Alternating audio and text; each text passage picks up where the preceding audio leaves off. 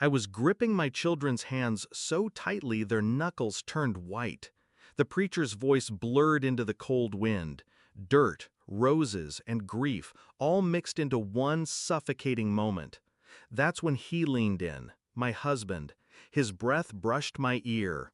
His words carved through me like a blade. I want a divorce. At my parents' graveside, while I stood between the weight of death and the fragile pulse of my children's fingers. I didn't cry, I didn't gasp. I just stared down at the caskets lowering into the earth, and for the first time, I knew the man I had loved was already gone. He had charm, that easy smile, the kind of ambition that makes you believe he could lift the whole world if he wanted.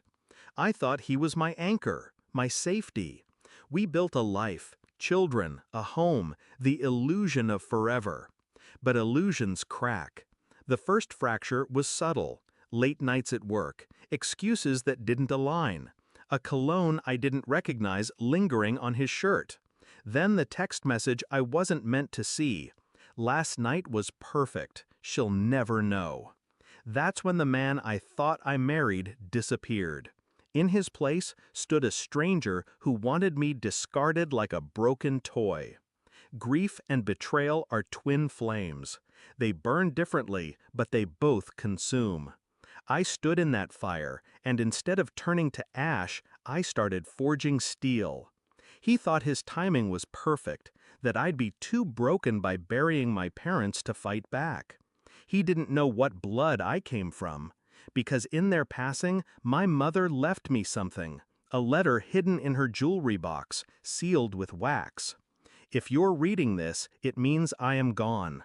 But know this, I've kept something safe for you, something you may need one day. Attached was a key, small, rusted, but heavy with promise. It led me to a safety deposit box. Inside, documents, deeds, investments. My mother, quiet all her life, had been anything but powerless. She'd been planning, saving, shielding. I wasn't penniless. I wasn't weak. I was armed. I played the grieving widow, the fragile wife, while behind closed doors, I was building my counterstrike.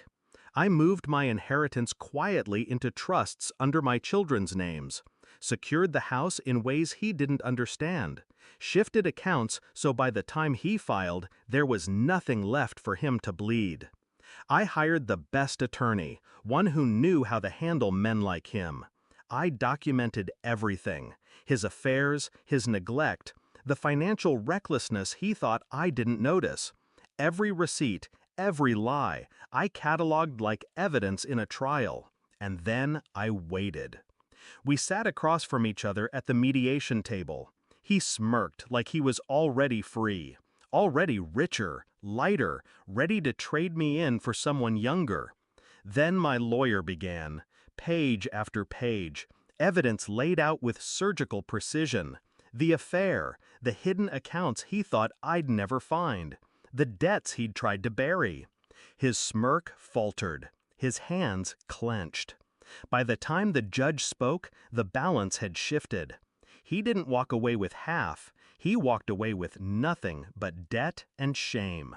The house? Mine. The custody of our children? Mine. His reputation? Shattered. And the inheritance he never knew existed? Protected, untouchable. It came weeks later when he showed up at the house, defeated. He stood on the porch, the same porch where we once dreamed together. He looked at me like he didn't recognize the woman in front of him. Was it worth it? He asked, his voice hollow. I looked at him, this man who whispered my destruction over my parents' graves. Yes, I said simply, because it wasn't revenge born of rage, it was justice, clean, precise, final. My children are safe. My life is my own. And when I visit my parents' graves, I no longer weep. I thank them for the secret, for the strength, for teaching me that silence can be power, and that survival isn't about holding on, it's about knowing when to strike back. He thought he buried me that day at the cemetery, but all he did was awaken the part of me he never saw coming. And when I finally struck, I didn't just end his game, I ended his illusion of control.